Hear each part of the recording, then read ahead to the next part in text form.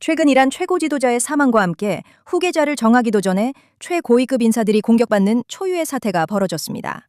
권력의 공백은 한 국가를 가장 위험한 순간으로 내몹니다. 그런데 약 500년 전 이 문제를 가장 잔혹한 방법으로 해결한 제국이 있었습니다. 새로운 황제가 즉위하는 날 그의 모든 형제들은 죽음을 맞이해야만 했죠. 오스만 제국의 초창기 술탄의 계승은 피로 얼룩진 경주와 같았습니다. 맏아들에게 왕위가 돌아가는 명확한 원칙이 없었기 때문입니다. 아버지가 죽으면 아들들은 저마다 군대를 이끌고 수도로 진격했습니다. 가장 먼저 옥저를 차지하는 자가 새로운 술탄이 되었고 패배한 형제들은 반역자로 몰려 죽임을 당했습니다. 이 과정에서 벌어지는 내전은 제국을 뿌리부터 흔들었습니다. 10년 넘게 이어진 오스만 공의기처럼 형제 간의 싸움은 나라를 멸망 직전까지 몰고 갔습니다. 제국의 안정을 위해선 이 피해 고리를 끊어낼 특단의 조치가 필요했습니다. 그리고 그 해답을 내놓은 인물은 바로 콘스탄티노플을 정복한 위대한 술탄 메흐메트 2세였습니다. 1453년 동로마 제국을 무너뜨린 메흐메트 2세는 왕위 계승의 불안정성이 제국의 가장 큰 약점임을 통감했습니다. 그는 옥좌에 오르자마자 자신의 갓난아기 동생을 처형하라는 명령을 내려야만 했습니다. 그리고 그는 이 끔찍한 행위를 법으로 명문화했습니다. 그의 법전에는 이렇게 기록되었습니다. 나의 아들 중 누구든 술탄의 자리에 오르는 자는 제국의 질서를 위해 그의 형제들을 죽이는 것이 마땅하다.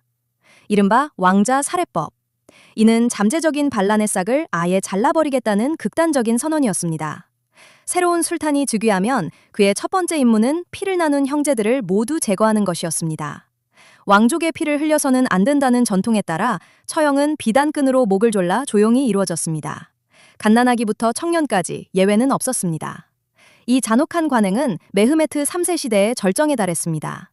그는 즉위하자마자 무려 19명에 달하는 자신의 형제와 이복 형제들을 모두 처형하라는 명령을 내렸습니다.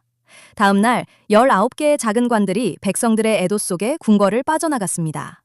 제국의 안정을 위해 치러야 했던 너무나도 끔찍한 대가였습니다.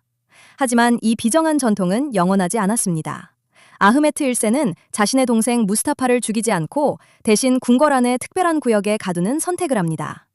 카페스, 즉 세장이라 불리는 이 감금 제도는 왕자 살해를 대체했지만 또 다른 비극을 낳았습니다.